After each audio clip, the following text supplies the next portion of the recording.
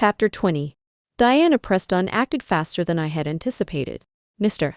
Frost's grandson, who was waiting for a heart transplant, had his life support disconnected in the hospital. It happened in the middle of the night, and no one knew when Diana Preston had sneaked in. By the time the nurses discovered it during their rounds, the child's body was already cold. It was said that Mrs. Frost went insane on the spot. She had only one son who had lost his fertility due to drugs he took while partying at a bar.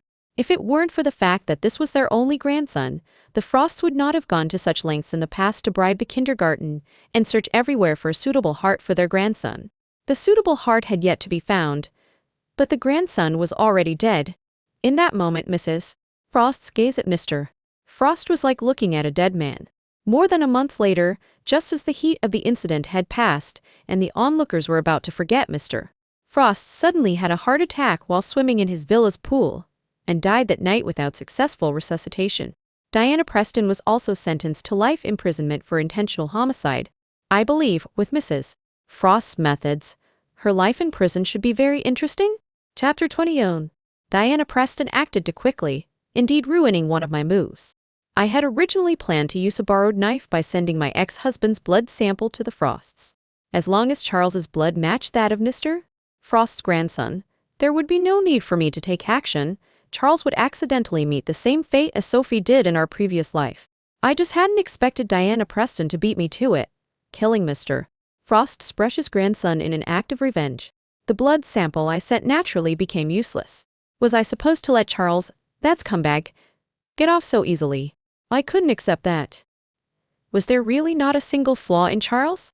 Persistence pays off, and soon enough, I learned from a relative of the Harts that Charles's father, my former father-in-law, was busily asking around for someone to set his son up with a match. He probably hadn't given up hope and wanted his son to marry quickly and give him a chubby grandson. No wonder Charles had been finding various excuses to see me lately. Could it be that during his blind dates, the bride prices asked by other families were too high, so he remembered his cost-free ex-wife?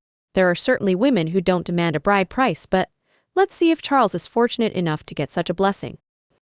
Another weekend went by, and recently, Charles, who had been shamelessly coming to see me and our daughter every weekend, did not show up. That kind-hearted relative gleefully told me on Weckett that someone had found a connection for Charles, saying they could help him marry a foreign bride. The foreign girl was not only beautiful but also a virgin. Most importantly, her family did not ask for a high bride price, just $20,000 would be enough to marry her. Oh, then congratulations to him. Remember to invite me to the wedding banquet. As his ex-wife, I'll contribute a gift. However, that wedding feast is something I'll probably never be able to attend in my lifetime. Charles happily followed a newly met international matchmaker abroad for a blind date. Once he went, he never returned. Some said he stayed there and became alive in son-in-law. Others said he was tricked by the matchmaker and sold abroad. Who knows? All I know is that in this life, no one can ever hurt my precious daughter again. The end.